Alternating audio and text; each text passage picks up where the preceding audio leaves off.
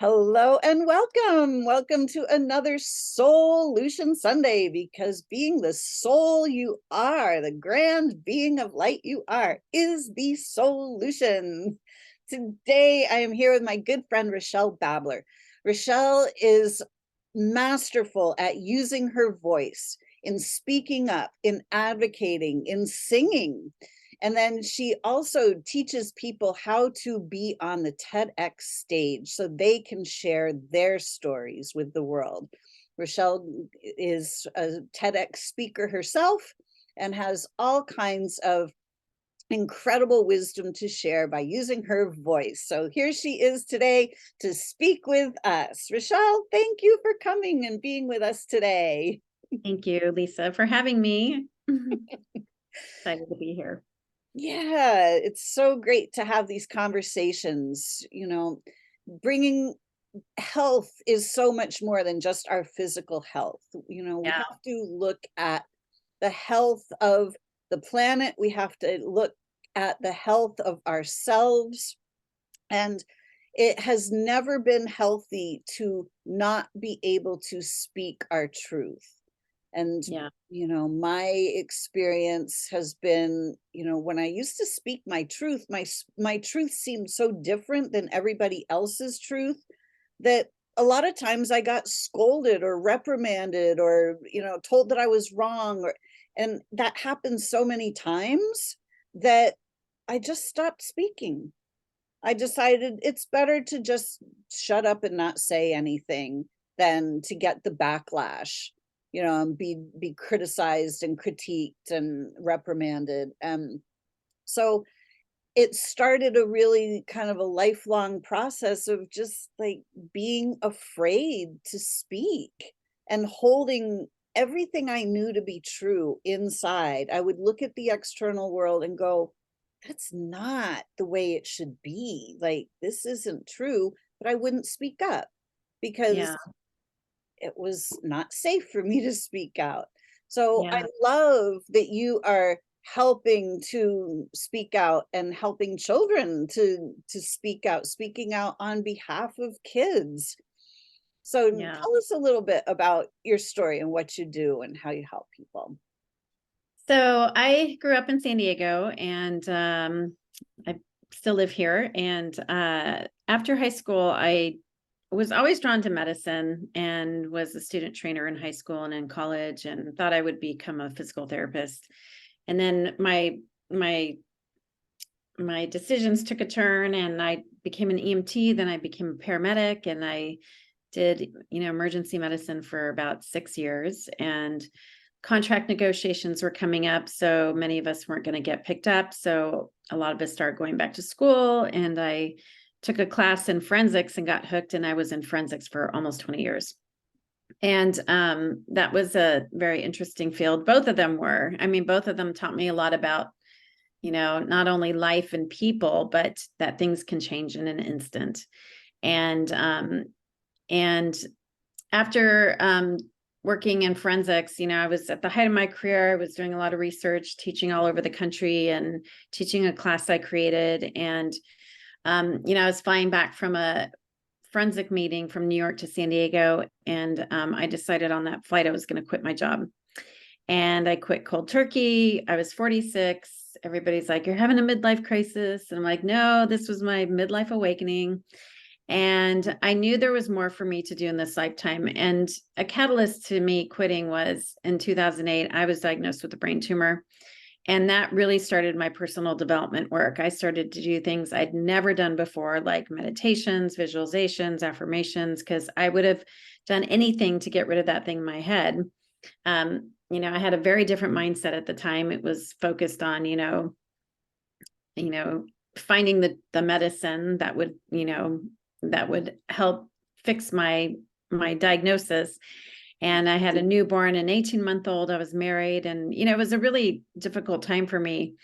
But that was such a huge gift, because had I not had that diagnosis, I would not have started all the things that I started. And so from diagnosis to me quitting my job, I'd been meditating for years. And, meditation, I believe, is our superpower. It's our internal GPS. It guides us through this thing called life. It helps us with questions, with challenges, just with so many things. And nurturing that inner voice over those years really, when I was on that flight coming back from New York to San Diego, my intuition, my inner voice was screaming at me. It was like, it is time. It's time for you to do something else. And so I made that decision and became an entrepreneur. And I've been an entrepreneur since 2017, so about 6 years now. And because I spoke in forensics a lot, I gravitated towards supporting speakers. And so I did a lot of outreach for clients for, connecting them to events, conferences to speak, to podcasts. And about 4 years ago, I got hired with a company that specifically works with clients on getting clear on their idea for the TEDx Stage. So that's what I've been primarily doing for the past several years, but I'm also a musician and love music. I have a band here in San Diego when we play 70s, 80s, 90s cover tunes. And in probably like 8 years ago or so, I started writing music with my guitar instructor, and music is powerful. We all know this. It can really bring people together, and it's the one thing that can kind of unify us, regardless of like certain things, religion, politics, what your beliefs are. Like if you're at a concert, you're all there for music, having a good time, and nobody cares about anything else. And so it's been fun to really help people, share their voice and use their voice on the TEDx stage or through music, sharing their story through music. And then, also my whole lifetime, I feel like I've been an advocate, whether it's, being an advocate for patients as a paramedic or an advocate for the truth and forensics. And, during my health issue, I advocated for myself, and I've helped others as well.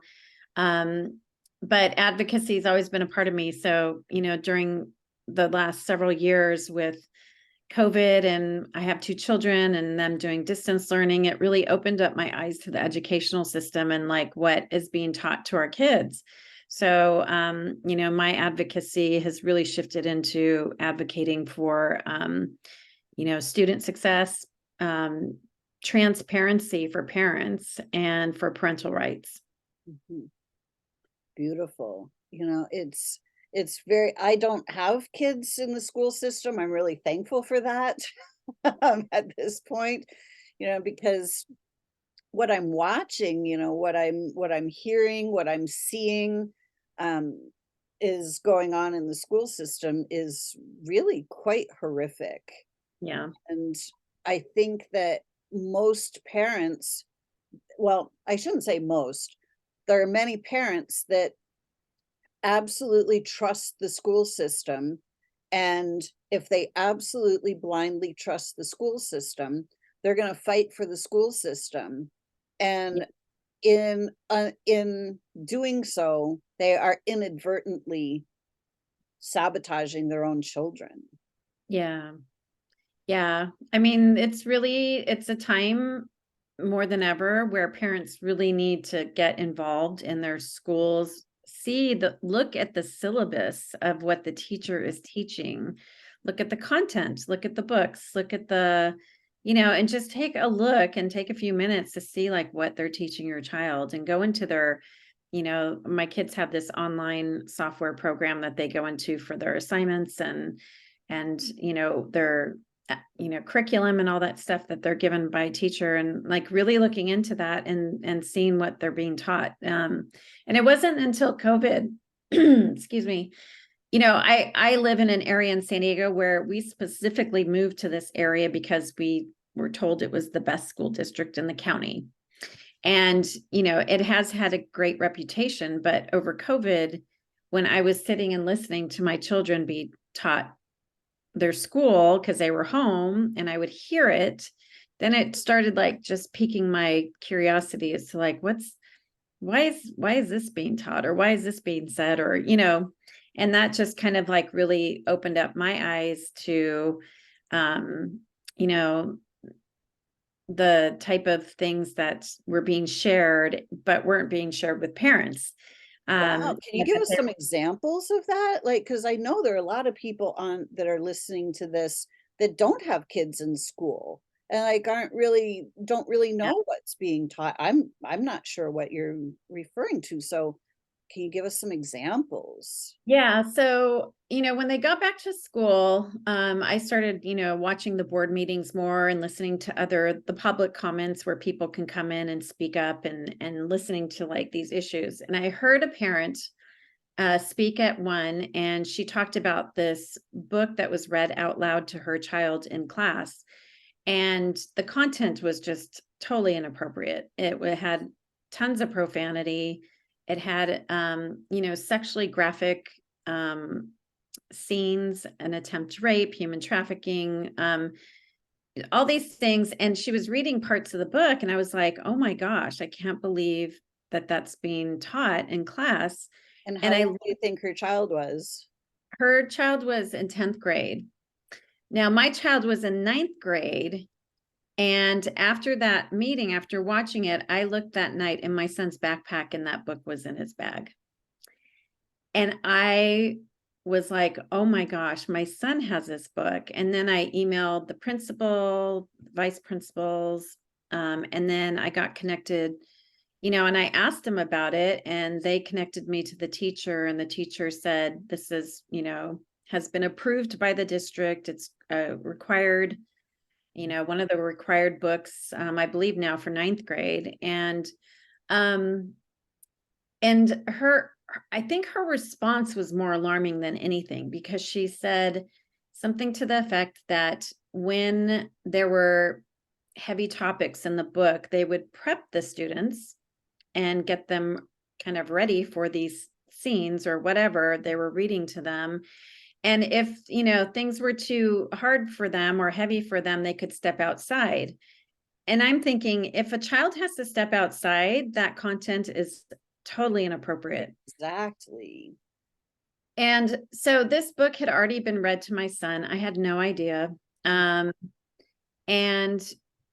it was just, and regardless, here's the thing about like, this really like ignited my advocacy in the school district, because it is so important to me that the school is transparent about what they're teaching children. I don't care if you think it's appropriate or if you don't think it's appropriate. It doesn't matter. It's about being transparent, and parents have a right. They have a constitutional right as to what is being taught to their children around human sexuality. Or, they kind of tie these books and curriculum to, well, these are real life issues, and these are, diverse, different backgrounds of different people. But the thing is that what happens if a child is in this class who's being raped or sexually abused at home, and you're reading these very highly charged, sexually charged content to a child who's already being traumatized by this, like it just makes no sense to me.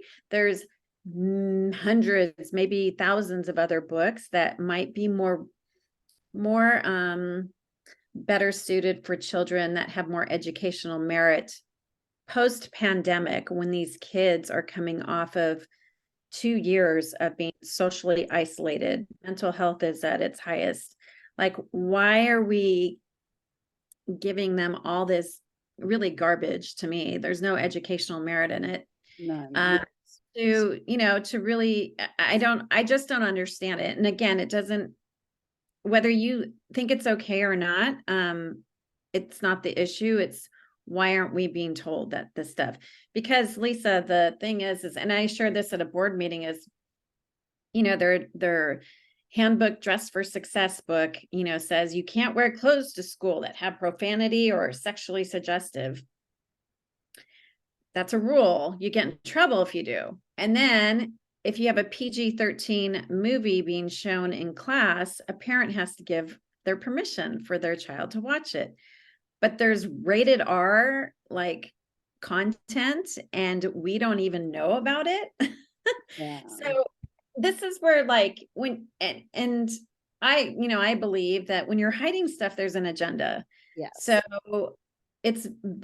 it's being hidden from parents. Parents have no idea. I mean, I still talk to parents who had no idea, like some of the stuff that, and it's not just books, it's other content, it's propaganda, it's other things as well that have no clue that, um, it's being taught. And then, kids were being given surveys, I believe are illegal. You can't ask a child, questions without like a parent's permission too. And, kids in middle school were getting these surveys that, were asking them, what their pronouns were, what their name was. And then, the questions were asked, well, if we talk to your parents, what is your pronouns, or what do you want to your name? So it's like this separation of parent and child. And, you can trust us, the education system, but it's creating this kind of wedge. And I don't like that. I think it's totally inappropriate and wrong. Um, you know, and again, it goes back to transparency and like letting parents know like what what they're doing with our children. Yeah. So those are just a couple of examples. There's many issues in my school district that we're, finding out. I think misappropriation of funds. We've had several parents speak out lately on different issues that are just really awful. And so it's a multitude of things. But when you start to dig deep and kind of look down rabbit holes of different areas, you start to find some serious problems. So, and I'm not saying all teachers are bad, in no way. There's many great teachers, and there's a lot of teachers that don't like what's happening, that are being told you have to do this, because we have a parent organization we started, and there's a lot of teachers that reach out who are afraid to speak out because the teachers unions are very powerful, and but they share with us stuff that's going on so that we can bring awareness, because really that's what we want to do to the community, is just bring awareness so people can make the best decision for their family. And if they're not okay with it, they can speak up and share. But it's interesting because I find that a lot of parents and a lot of like teachers and are so afraid to speak up. Parents are afraid to speak up because they don't want their child targeted. And teachers are afraid to speak up because they don't want to get fired, or, something happened to their job. So it's a really interesting time. Yeah, it's a vicious circle, and we end up not speaking up, and then we pay the price for not speaking up. Yeah. It's really sad, in my line of work, where I teach people about self-healing, what causes dis-ease and Yeah. how we can heal. It's very obvious that our emotional trauma causes the physical things. Yeah. And when we, for me, it's very easy to have um, an observer object, like be an objective observer of the schools and what's actually happening, because I'm Yeah. not involved, but I can see a direct correlation between the content that you're talking about and the whole transgender thing, because the inappropriate, the sexual shock of being shown pornography when you're not ready for it will literally cause hits on the brain. It will cause multiple conflicts simultaneously, which then creates the transgender thing, the confusion about it's an emotional response. So these children are being groomed for this agenda, which is so incredibly sad. Yeah. It's, again, it's just something parents need to really start getting more involved in. Get involved in your PTA, get involved, be a volunteer at school, read the stuff that's, being, taught to your child. And it's an interesting time too, because I feel right now, I was just talking to somebody about this recently, that if you speak out on certain things, you're automatically labeled something. And the labeling today has just gotten out of control. Like, you cannot, and I think that's why a lot of parents don't want to speak up, because if you speak out on this type of curriculum, you're deemed anti-LGBTQ, transphobic, all these things, which I'm not. I have family that's gay. I love them. I believe everybody should be who they want to be and love who they want to love. And it was really hurtful for me, because I did speak out, and I was interviewed by the news, and the news spun it to look a certain way. And I got, some hate comments and emails, and it was not fun. But we've got to, like, really just, I think if we collectively could allow others to have their own experience, whether you agree with it or not, the world would be such a better place, because, this is how I feel and this is how they feel, and allow them to have their, own experience and their own whatever they feel about certain things. But the labeling has been, like, so, and even kids, like, if you don't agree with certain things, you're labeled something, and kids are just wanting to be accepted so bad that they feel the pressure to, oh, I have to believe this, or I have to. It's almost like, I just feel like they're teaching kids to group think. Yes. You group think, Exactly. and then, everything's okay. Right? If, Yeah. we have a society of non-critical thinkers, then Yeah. it's very easy to control people who are just hypnotized and have no critical thinking skills.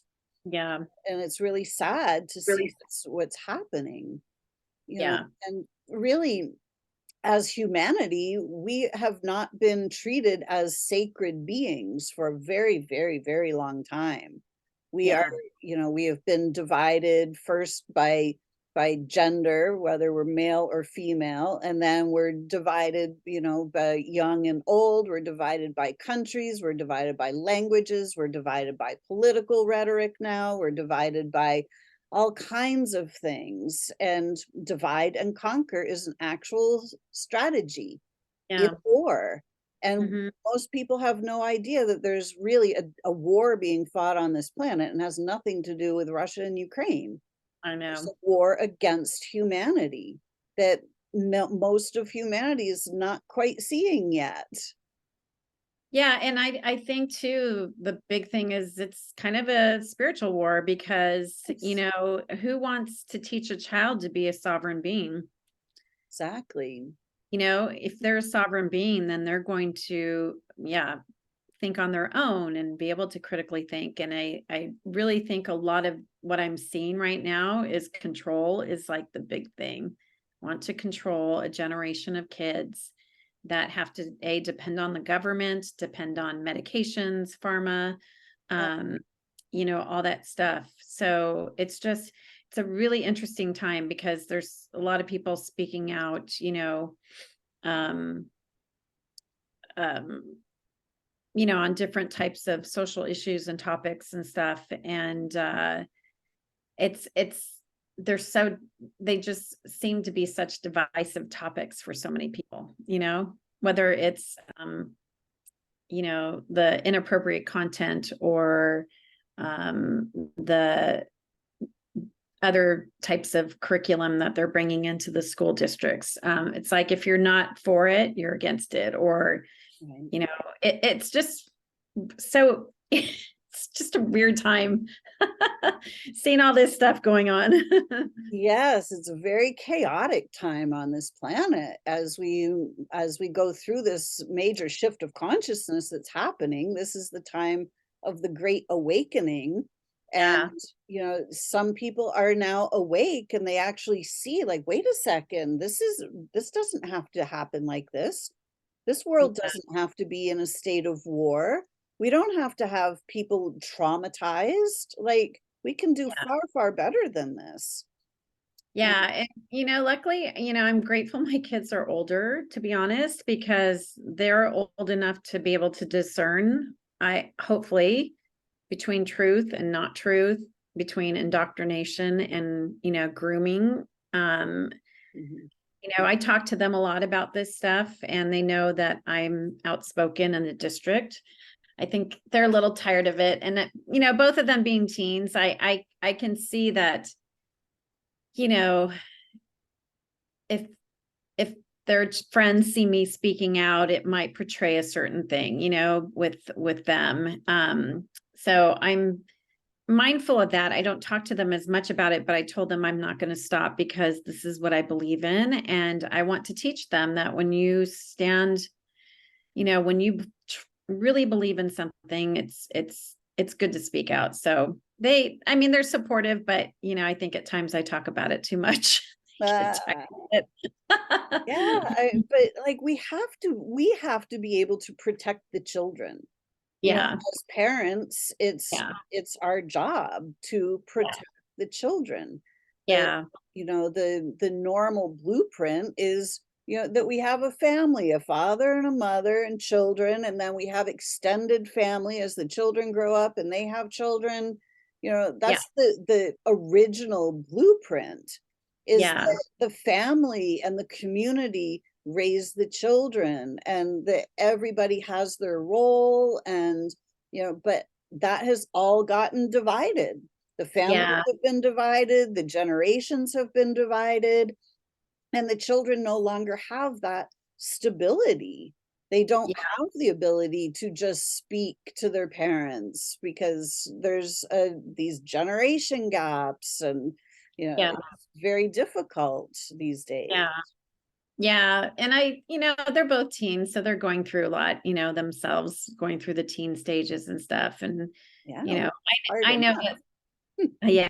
And I know that, I'm passionate about this because, you know, I'm, I'm there to serve, I'm here to serve a different role at this time for them, and to not just be okay with everything and be their best friend and all those things, really just share from what I'm seeing and what I'm passionate about, and not tolerating certain things, because I just feel like we've got to create some change for that future generation of kids, because Mhm. the ones that, like I said, who have no idea what's going on, it's just those children are gonna, who knows what's gonna happen to some of them. Right. Yeah, Yeah. it's amazing. We look out at the world and we see these wars and disasters and diseases and destruction, and it does not have to be this way. This is the time of the Great Awakening where we the ones who are starting to awaken, the ones who do see that it doesn't have to be this way, like, the only way is for us to speak up and to speak out and to start showing people that there is a different way, that what Yeah. we're currently doing is not working. Divide and conquer is killing us. Yeah. I know the focus of all these like outside curriculum and things that are coming in. It's just really interesting because, like, I don't know, looking back at school, I know that there's probably classes I didn't really need to succeed in life. But again, if we look at a post-pandemic world for children, what they need right now is, just a lot of nurturing, a lot of like confidence building, critical thinking skills, so that they can manage the world when it gets chaotic. I mean, a dream of mine would be to have meditation in every school on the planet, because I feel like, if every child could be taught to, go within when things get loud on the outside, like our world would just be so different. Exactly. You know, Yeah. I had my own personal story is just, you know, I've told it a lot, but you know, when I was very little, I would go to bed at night and I would just be part of the unified field. And it was just all love and light. And I knew that was what everybody talks about as God, and that Yeah. that is the eternal, everlasting source of all life.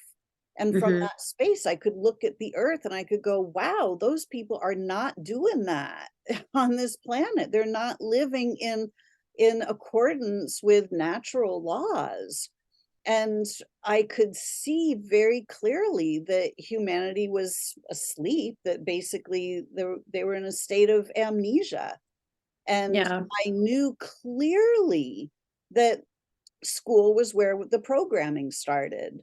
And I never wanted to go to school because I didn't want to be programmed. And it was very clear to me that that's what was going to happen. But I had Yeah. no recourse, you know, 4 or 5 years old, like, you know, with a mother who was a teacher, is like, I didn't stand a chance. Like, I had to go into the programming. And so I just thought, well, I'm just going to have to go into the programming and try to figure out how to fit in, because this is like, I don't get it. I don't understand any of this stuff because this makes no sense to me. Yeah. Yeah. It definitely, you know, school teaches a lot of things. There can be good things, but it teaches a lot about obedience and Yeah, following the rules. And, yeah. it's not about ingenuity or curiosity and creativity and things like that. I mean, there are some things, but they're cutting back on a lot of those type of curriculum, and then putting in these other things. So yeah, it's just a different world, for our kids. And technology, put that on top of everything. And I walk around my place every morning and I see the kids walking to school, and every kid's got their head down, buried in their phone. And you see it at restaurants, you see it everywhere. And I just think these kids, I was reading about something, there's like I think a organization that was trying to create a movement for parents to not have their kids on technology until they're older, which I think is great. Because it seems like kids are getting technology younger and younger. And we waited till our kids were 13, and they were literally like one of the only kids without a phone. But we waited because we wanted to just not wait until they were a little bit more mature and old enough to be able to handle a device like that, because those devices also get kids into very big trouble. um and so yeah, it's just, there's so many things that are in our children's space, and we don't need more noise for them. We don't need all this confusion and indoctrination and grooming or whatever it might be. It's actually disgusting to me. I think it's a crime against humanity. Yes. And because these are children and they're innocent, and they're just looking for guidance and for somebody to teach them. And again, there's a lot of great teachers. I'm not saying there's, they're all like that, but the ones that have had, we've heard of and have had some issues with, they don't get fired. They stay in the school system. They might just get shuffled to another school. We've seen that happen in our district, and it's awful. Yeah, it's very, very sad what has happened to humanity, but the future is actually very, very bright when we see the people, you know, like us, who are aware of what's going on, who are starting to speak out, who are starting to shine our light, who are starting to pave a different pathway forward, you know, Yeah. coming back into alignment with nature. You know, one of the things about the technology is that we're not out in nature anymore. We're not learning from the natural world around us. And, Yeah. you know, it's proven that the television is programming all of us, and we get a very, very distorted view of the world. and Mhm. we don't see what's actually natural and possible, and the beauty, we're not, the beauty isn't shown all, we're showing the dark side all the time. And Yeah. Yeah. And I think, California, we're kind of hit hard here with a lot of stuff, yes, especially the bills that are being passed by our government here to take away parental rights. It's awful.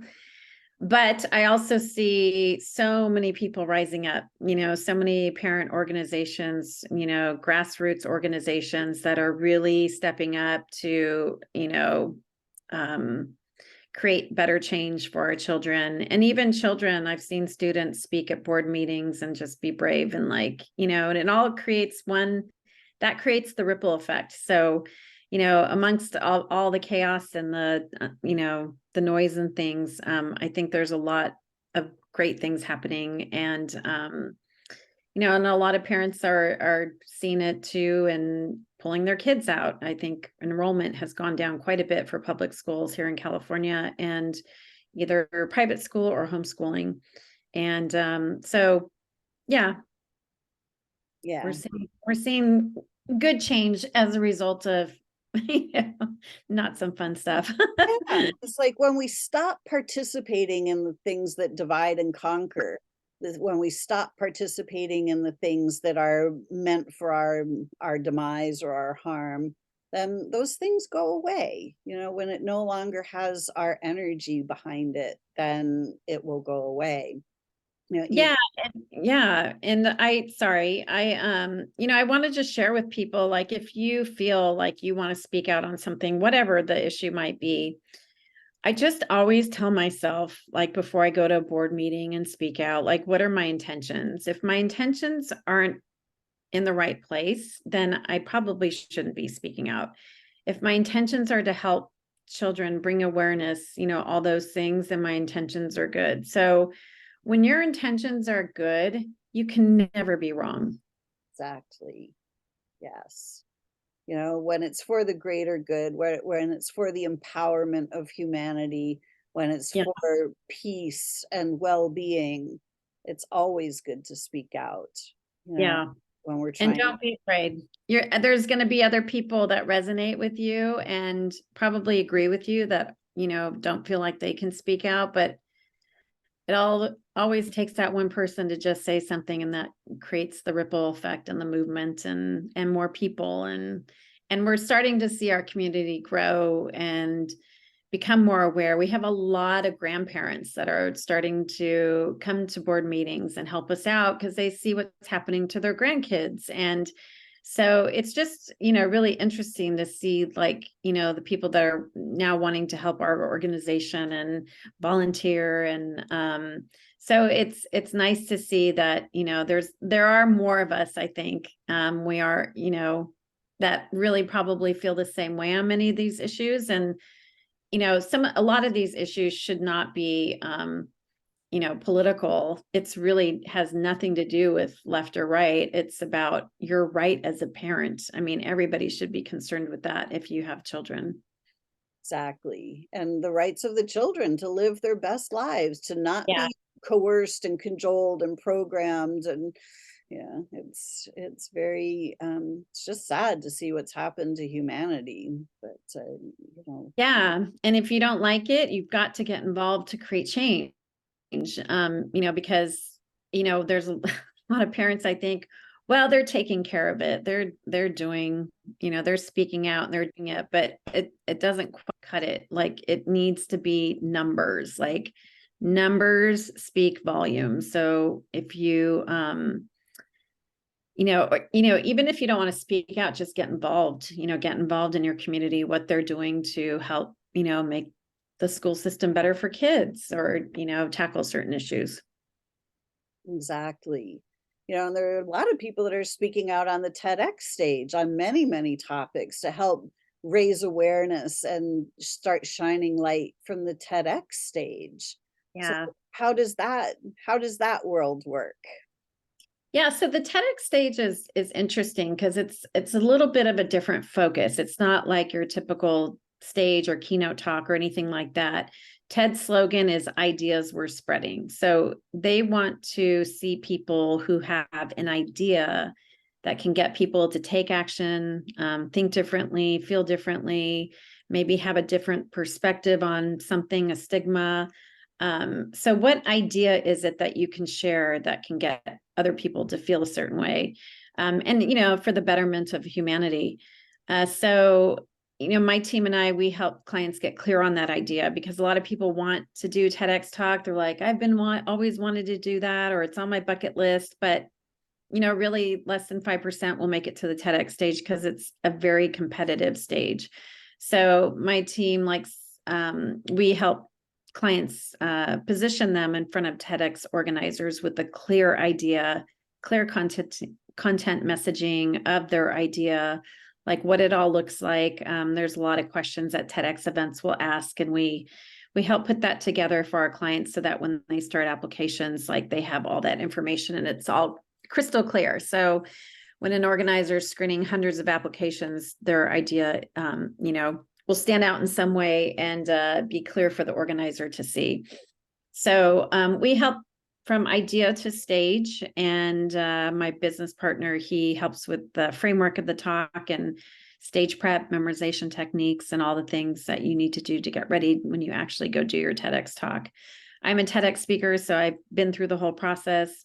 My partner, Tucker, he has been on the organizing side of an event too, has 10 years of experience. So collectively, we have a lot of experience around TEDx, and it's a great stage to get your message out on a global stage that's well respected, has a lot of credibility. When people know that you're a TEDx speaker, your social proof just is elevated because people know TEDx is a big stage. So, if you speak, you can start charging more. If your talk goes viral, the opportunities are endless. And we've seen clients whose talks went viral or they got accepted to multiple stages to talk. So, it's just a lot of fun, and it's a kind of a legacy piece, I think, too, because that TEDx talk will be there forever for generations to come. So you never know how long your message is going to be creating an impact for the world. Exactly. You never know what ripple effect it's going to make, Yeah. who it's going to inspire, and, what other ideas are going to be inspired from that. Yeah. So it's a lot of fun. I like anything where we're using like one of our most powerful tools. Exactly. And music is another way of using that powerful tool. And you write some of your own songs too. Yeah, I write some of my own songs. I've written some for some clients. Actually, the songs that I've written are really more around their stories, but something that they want to advocate for. So it all started when my sister passed away from colon cancer, and I wrote a song just to, channel my grief the day after she died. And I used that to create awareness for colon cancer after she passed away. And, it created a lot of impact because a lot of colon cancer organizations wanted to do some work with me. And, I think, again, music is very powerful. We don't know why there's something with the melody and the lyrics that really can create a connection. And so some of the songs I've written for clients have been about, their nonprofit, like why they started it, or about, maybe a health issue that they had that they wanted to share with others because they want to educate others. So I like creating, helping. The TEDx stage is more the ideas. It is story, but your idea is usually rooted through story. And music is, your story, but it's like, what do I want to really share with people to maybe advocate for? Wow. So what types of music do you usually sing? So I would say I'm more of a probably country, but I love I love 80s music. I'm an 80s girl.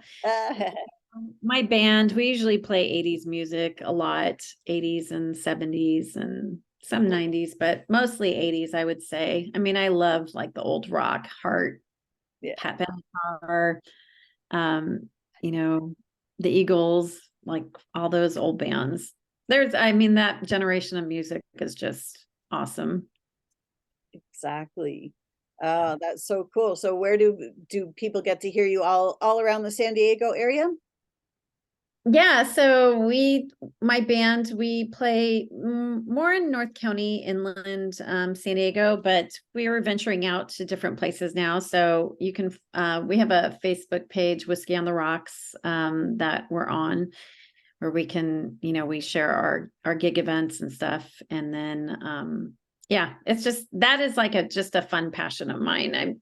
I love music, and it's a fun outlet to do on the weekends and entertain people. And again, like everybody comes together for music. Exactly.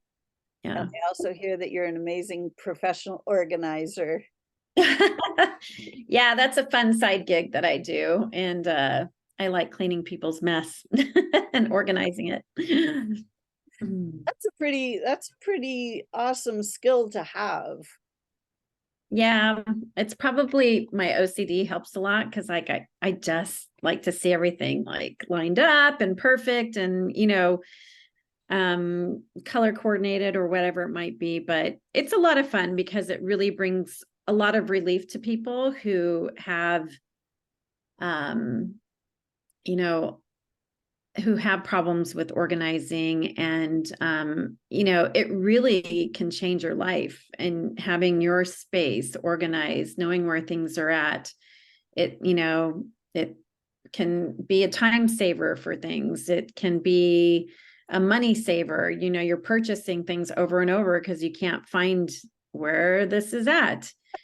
I've organized homes where I've found like 10 hammers, and I'm like, why do you have 10 hammers? Because I couldn't find it and I had to get another one. And so like there's so many things about organizing that are really fun. And it creates new energy. It creates new space, like space energy.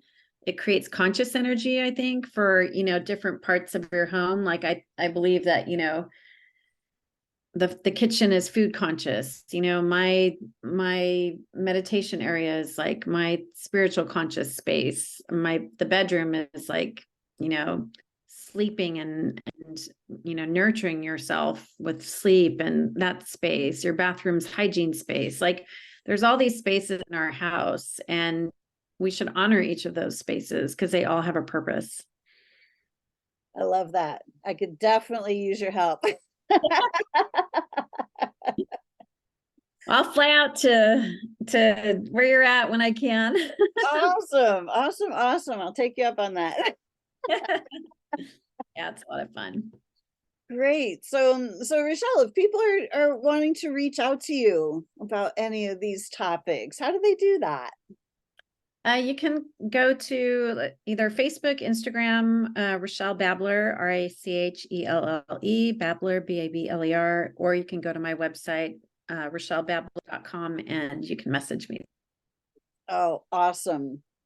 Yeah. So thank you so much for coming on today and helping to really just shed some light on what's going on in the schools and, what's really kind of happening, because I think there are too many people that just don't really realize what's Mm. happening in our schools. They see these trends happening, but they're not making the connection about why this is, or even the fact that these trends can be completely prevented. Like we Yeah. don't have to go down these rabbit holes, and there's so Yeah. much we can do to restore peace on earth and well-being to humanity. Yeah. And, some people think, oh, this isn't happening here where I live because of XYZ. Maybe they think they're more in a conservative place or whatever. It's happening all over. So you really need to get involved. It's your parental duty, I think, to, your child is at a school for 6, 7, 8 hours a day, Monday through Friday, to see what's being taught to them. And just get involved. So again, I think every parent should have a say in certain things, especially certain curriculum or content that's being taught to their child, whether they, opt out. There's opt out options. I'm not agreeing with this. I want something else taught, like you have parental rights. So Yes. it's just knowing what it is that's being shared for you to make those decisions that are best for your family. Yeah, and it really is an obligation to help your children be as Yeah. healthy and whole as possible and to really be active. It's kind of part of the right, the obligation as a parent to make sure that your children are being treated with dignity and honor and respect and have the ability to speak out for themselves so that they always feel safe to speak to the parents and to let them know what's on their hearts and in Yeah, their minds. for sure. So thank you so much for all that you do to help with everybody with the TEDx stage, was advocating for children and organizing and singing, and it's beautiful to watch your growth and to see all of the amazing things that you are doing. So thank you so much for bringing them here with us today. Thank you so much for having me, Lisa. I Uh, appreciate it. Welcome. So everyone, thank you so much. Please go to RachelleBabler.com and find out more about Rachelle and how you can work with her. If you are watching on YouTube or listening on Connecting You to You Radio, just check the show notes and the link will be in there. So thank you all for joining us today. I'm Lisa Warner. I'm the author of The Simplicity of Self-Healing and creator of Soulution Sunday, because being the soul you are, the grand being of light you are, is the solution. So until next week, create for yourselves a be beautiful week. Bye for now, everyone.